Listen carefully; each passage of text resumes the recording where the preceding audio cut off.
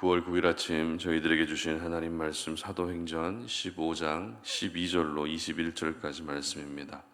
온 무리가 가만히 있어 바나바와 바울이 하나님께서 자기들로 말미암아 이방인 중에서 행하신 표적과 기사에 관하여 말하는 것을 듣더니 말을 마침에 야고보가 대답하여 이르되 형제들아 내 말을 들으라.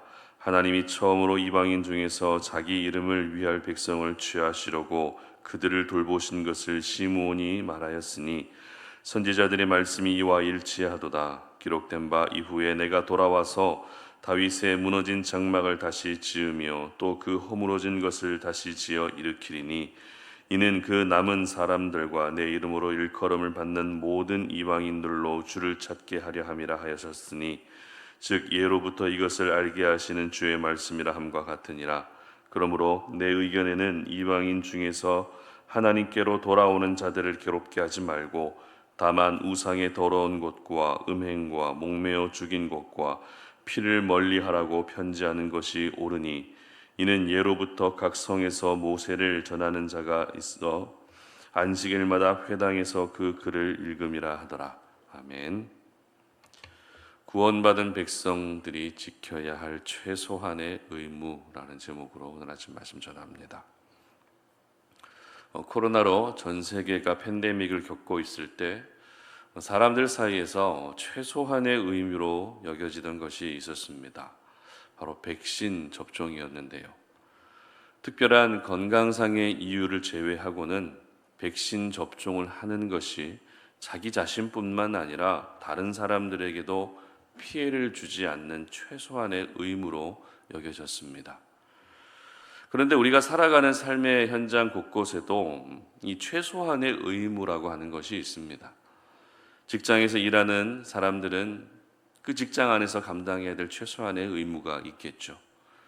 공부를 하는 학생들에게도 최소한의 의무가 있고 부모로서도 최소한의 의무가 있습니다. 따라서 모든 사람들은 자신이 살아가는 삶의 영역에서 최소한의 의무만 다해도 다른 이들에게 피해를 주지 않고 살 수 있습니다. 특별히 구원받은 하나님의 백성들에게도 지켜야 될 최소한의 의무라는 것이 있는데요. 오늘 본문이 바로 이 최소한의 의무의 중요성에 대해서 기록하고 있는 말씀입니다. 오늘 본문인 사도행전 15장 말씀은 사도 바울이 1차 전도 여행을 마치고 2차 전도 여행을 출발하기 전에 그 사이에 있었던 하나의 중요한 사건을 다루고 있습니다. 그 사건이란 바로 예루살렘 회의입니다. 기독교 역사에서는 중요한 회의들이 몇 차례 있었습니다. 대표적으로 AD 325년에 개최된 니케아 공의회에서는 하나님의 삼위일체설을 인정하게 됩니다. 그리고 AD 451년에 개최된 칼케돈 공의회에서는 예수님이 신성과 인성을 함께 가지고 있는 분이라는 것을 공식화하게 됩니다. 그런데 오늘 본문에 기록된 예루살렘 공의회가 바로 이와 같은 회의보다 훨씬 먼저 있었던, 말하자면 최초의 기독교 지도자들이 모인 회의였던 것입니다. 그렇다면 예루살렘 공의회가 열린 이유가 무엇일까요? 왜 베드로를 비롯한 사도 바울과 바나바까지 모든 지도자들이 한자리에 모여야 했던 것일까요? 기독교 역사에서도 종교회의가 한번 열리게 되면 매우 중요한 안건 때문에 모였습니다. 이단을 정죄한다든지 논란의 소지가 있는 교리를 바로 정립한다든지 그런 중요한 안건 때문에 모였는데 이 예루살렘 공의회도 역시 중요한 안건이 있었습니다. 그 안건에 대해서 기록하고 있는 15장 1절 말씀을 함께 읽어보도록 합니다. 15장 1절입니다.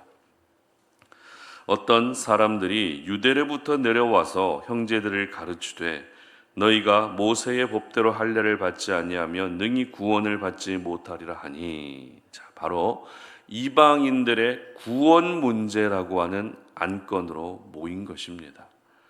당시 바울과 바나바를 통해서 예수님을 믿고 세례를 받은 이 이방인들이 적지 않았습니다. 교회사적으로 보게 되면 분명 기쁜 일이지만 지금까지 유대인들 중심으로 펼쳐지고 있었던 그 분위기 안에서 보게 되면 이 논란의 소지가 있을 수밖에 없었습니다. 그 논란의 소지란 이방인들도 할례를 받아야 구원받을 수 있다고 하는 유대인들의 주장이었습니다.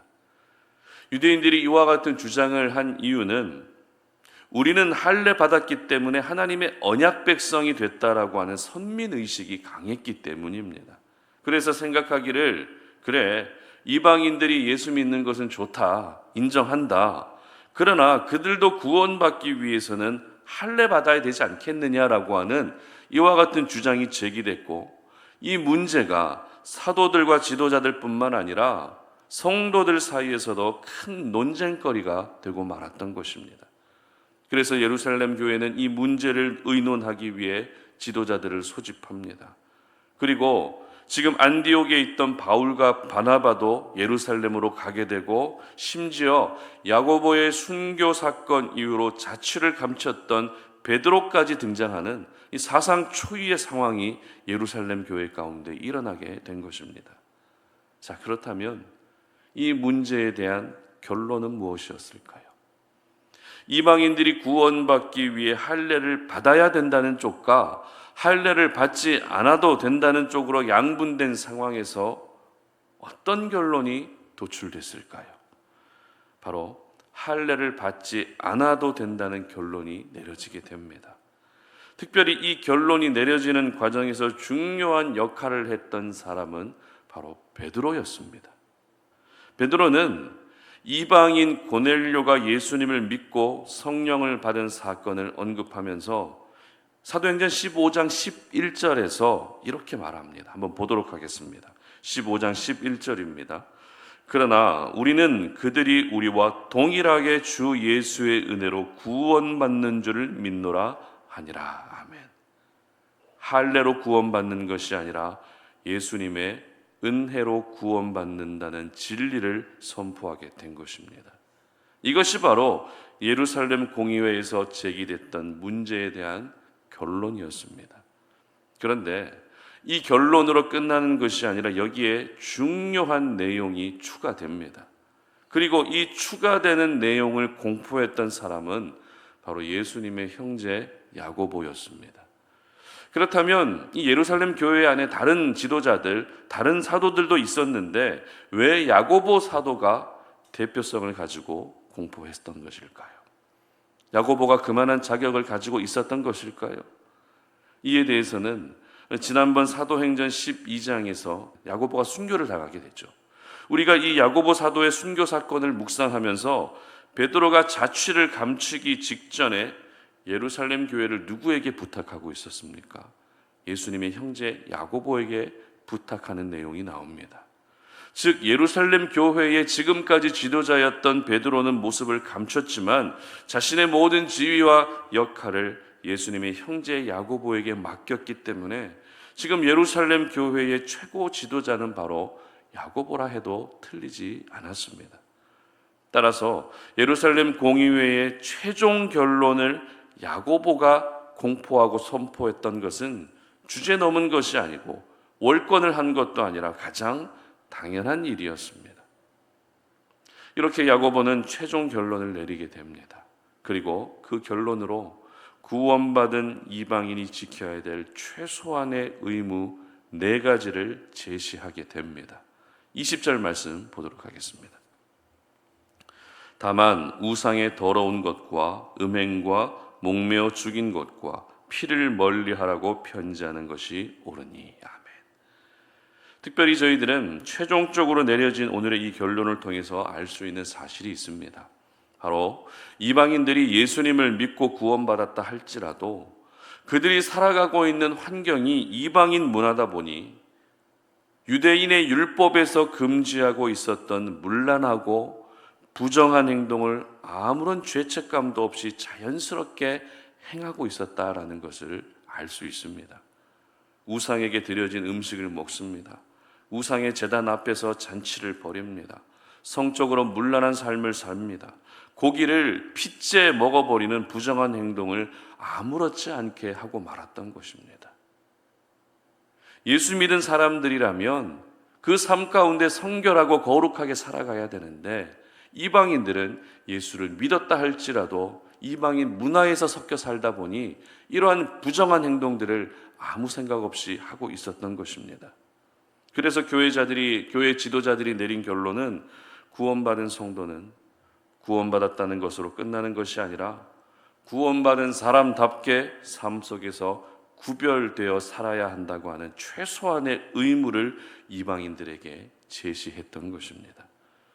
이로써 유대인과 이방인으로 완전히 분리될 수밖에 없는 그런 교회의 심각한 위기가 사라지게 됩니다. 오히려 이 문제를 교회 지도자들이 모여서 의논하면서 더욱더 예루살렘 교회와 모든 교회들은 폭발적으로 성장하는 결과로 이어지게 된 것입니다. 그렇습니다. 구원은 분명 은혜로 주어진 것입니다. 그 어떤 공로와 자격을 통해서 주어진 것이 아니라 오직 하나님의 은혜로 구원이 주어지게 된 것입니다. 다시 말해 구원은 거저 주신 선물이라는 것이죠. 그러나 은혜로 거저 받은 선물이라 해도 그 구원은 절대 싸구려 구원이 아닙니다. 거저 주면 뭔가 값어치가 덜하다고 우리는 생각하지만 그렇지 않습니다. 구원을 거저 받았다고 해서 그 구원이 싸구려 구원이 절대로 아니라는 것입니다. 은혜로 구원받았기 때문에, 거저 받았기 때문에 그에 따른 더욱 막중한 책임과 의무가 따르는 것입니다. 바로 구원받은 모든 하나님의 사람들에게는 지켜야 될 최소한의 의무라는 것이 있습니다. 오늘 본문의 이방인들에게는 우상의 더러운 것과 음행과 목매어 죽인 것과 또 피를 멀리하는 것이 그들의 최소한의 의무로 결정됐습니다.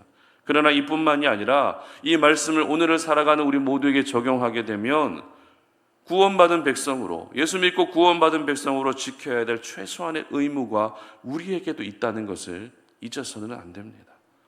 삶으로 덕을 끼치는 것, 이것도 최소한의 의무입니다. 구원받았다고 해서 주변을 돌아보지도 않고 막무가내로 남들에게 피해를 주는 삶을 중단하고 삶으로 덕을 끼치는 것, 구원받은 성도들의 의무입니다.